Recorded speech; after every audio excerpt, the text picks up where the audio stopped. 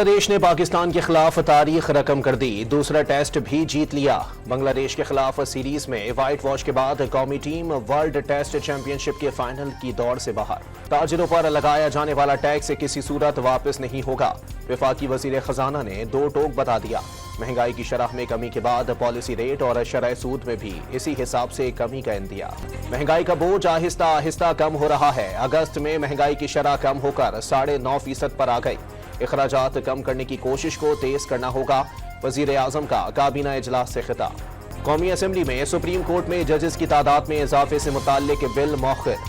Barrister Daniyal Chaudhry نے بل پیش کیا، اپوزیشن نے بل پر احتجاج کیا۔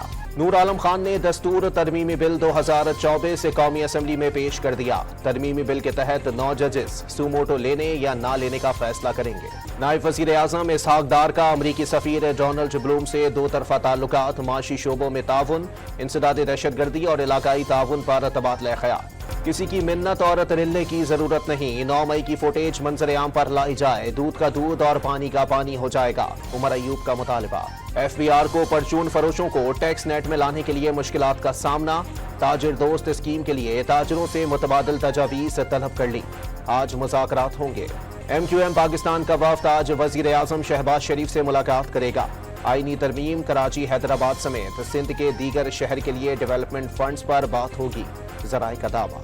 آرمی چیف کی کاوش کے باعث ایس آئی ایف سی کے ویژن سے خوشخبری ستمبر میں متوقع۔